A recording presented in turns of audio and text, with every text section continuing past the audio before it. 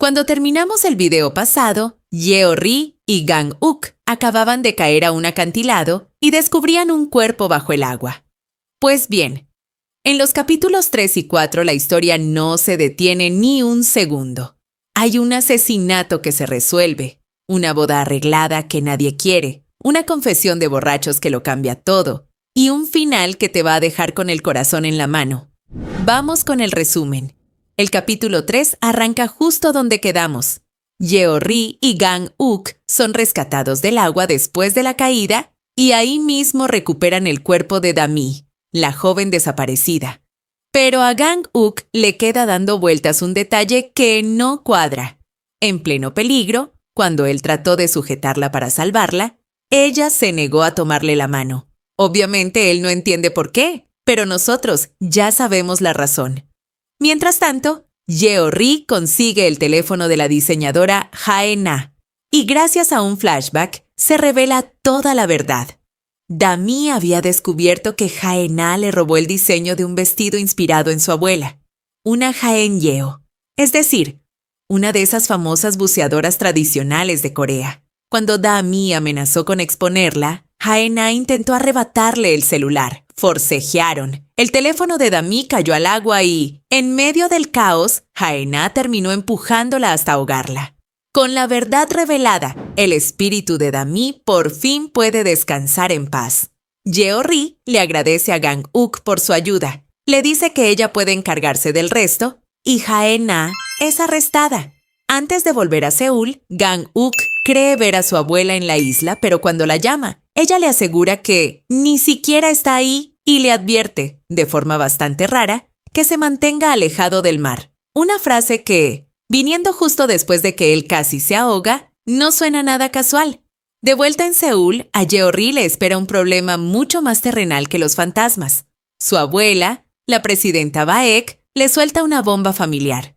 Le revela que Yeori es su nieta biológica de sangre, y no solo eso, quiere que sea ella, y no sus primos Dong-jun o Harry, quien herede todo el imperio hotelero. La condición para asegurar esa herencia es durísima. La presidenta le exige que se case con Kang Min-hwan, el dueño del hotel de la isla y viejo amigo suyo, en un plazo de solo 2 meses, sin lugar a negociación. Y aquí se revela algo importante sobre esa amistad. Yeori y Min-hwan se conocen desde el colegio. En esa época, ella descubrió por accidente que él era adoptado. Justo cuando él escuchaba una conversación que no debía, y en lugar de dejarlo sufrir solo, corrió a cubrirle los oídos para protegerlo de esas palabras. Es un vínculo cargado de historia y lealtad, aunque claro, muy distinto al tipo de conexión que empieza a crecer con Gang-uk. Y hablando de esa conexión, la parte más importante del capítulo 3 llega cuando Yeori, abrumada por todo lo que está pasando, termina en un bar completamente borracha. En un momento se saca los guantes y los deja sobre la mesa, algo que ella jamás haría estando sobria. Se cruza con Gang-uk, empieza a discutir con él, le tira de la camisa hasta romperla, y cuando finalmente sale a pedir un taxi, está a punto de caerse. Gang-uk corre para devolverle los guantes y, en el intento de sostenerla, termina tomándola de la mano. Ahí es donde arranca el capítulo 4. Gang-uk, ahora bajo el efecto de la maldición, empieza a ver a un fantasma que lo sigue a todos lados, el espíritu de un niño.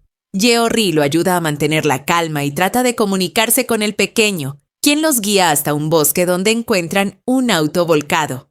Adentro está el cuerpo del niño y junto a él, su padre malherido pero con vida. Yeori, para no destrozarlo en ese momento, le miente al hombre y le dice que su hijo está bien. Los paramédicos se llevan al padre, pero el niño le pide a Yeori que revise el auto una vez más. Ahí descubre, con horror, que la hermanita del niño sigue atrapada dentro, viva. Un flashback nos muestra que el pequeño se lanzó a protegerla en el momento del choque, sacrificándose por ella. Una vez que la niña es rescatada, el espíritu del hermano se despide de Yeori y Gang-uk y finalmente se marcha en paz. Esa escena deja a Gang-uk profundamente conmovido y por fin se anima a preguntarle directamente a Yeori qué es lo que le pasa. Y ella, por primera vez, se abre por completo. le cuenta que todo empezó en la secundaria tras un accidente en un velero. Ella sobrevivió, pero su amigo, Ji-hwan, murió esa misma noche. Fue el primer espíritu que empezó a ver, y desde entonces los fantasmas no han dejado de buscarla. También le explica que, al tocarlo, él va a poder ver espíritus durante un mes, antes de que el efecto desaparezca por completo. Al principio intenta manejarlo solo, con puro orgullo. Invita a su compañero Pildon a la casa para ver una película, tratando de distraerse y fingir que todo está normal, pero nada logra calmar el miedo que carga encima.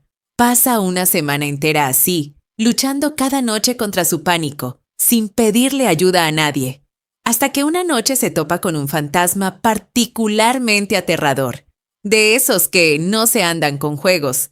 Y ahí sí, el miedo lo supera por completo. Desesperado, llama a Yeori pidiendo ayuda.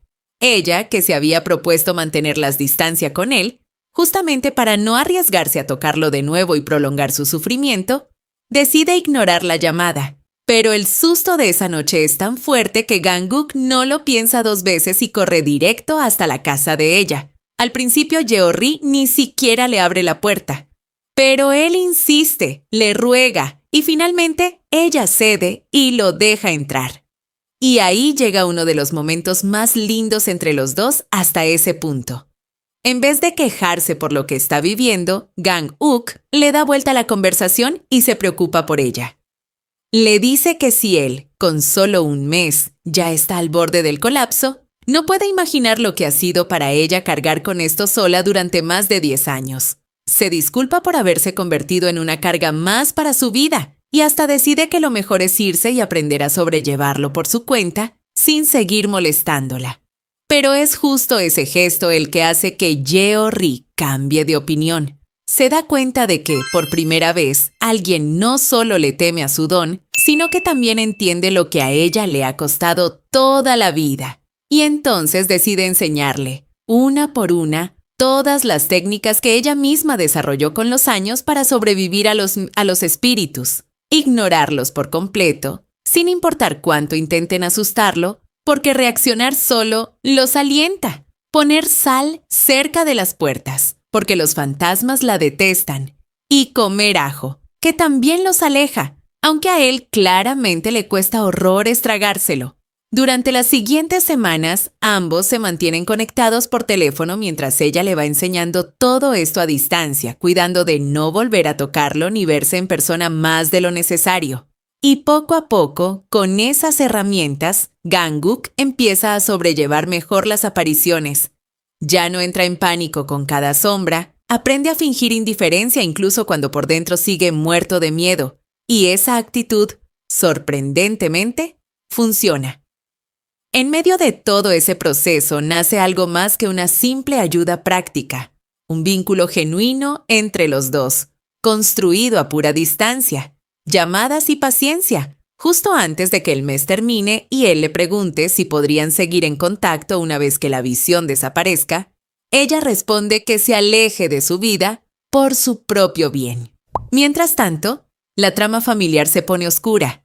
Harry, la prima de Yeori, visita en la cárcel al beisbolista Seung Jae, su prometido, y el mismo criminal que Gang-uk había logrado arrestar en los capítulos anteriores, y le revela que fue justamente Yeori quien ayudó a encontrar el cuerpo de su exnovia. Motivada por el resentimiento, Harry se une a Seung Jae en un plan de venganza contra su propia prima. Cuando Seung Jae sale de prisión, secuestra a Yeori para exigirle que confiese cómo fue capaz de encontrar el cuerpo aquella vez, sospechando que tiene algún don especial. Como ella se niega a hablar, él la amenaza con inculparla en un falso caso de drogas y ordena a uno de sus hombres que la inyecte a la fuerza.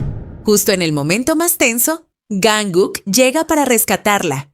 Antes de eso, viviendo su propio calvario en casa, había intentado salir a buscarla, pero su abuela, Madame Paeng, lo encerró en su habitación para protegerlo. Fue mientras se duchaba que un fantasma le dejó una pista escrita sobre el vidrio empañado, revelándole dónde estaba Yeori. Gang-uk logra sacarla de ahí a tiempo, la sube a su auto y ambos intentan escapar. Pero Seung-jae, cegado por la rabia, lo atropella deliberadamente con su propio vehículo. En cuestión de segundos, llegan la policía y los paramédicos, y Gang-uk es trasladado de urgencia al hospital mientras los médicos luchan por reanimarlo. Yeori, destrozada, no deja de culparse por todo lo que pasó, mientras sus colegas Pil-dong y Hyun-min ven, con el corazón en la garganta, cómo su pulso se detiene por completo. Abrumada por el dolor, Yeori sale del hospital para tomar aire. Y ahí, frente a ella, aparece Gang-uk. La pregunta que queda flotando para el próximo capítulo es inquietante. ¿Es realmente él, recuperado y consciente? ¿O es su fantasma presentándose ante ella igual que todos los espíritus que la buscan cada noche? Con esa duda exactamente termina el capítulo 4. ¿Ustedes creen que es un fantasma o que realmente sobrevivió? Déjenme su teoría en los comentarios, y si quieren que siga con los capítulos 5 y 6 en cuanto salgan, no se olviden de darle like y suscribirse. Nos vemos en el próximo video. Nos vemos pronto. ¡Annyeong!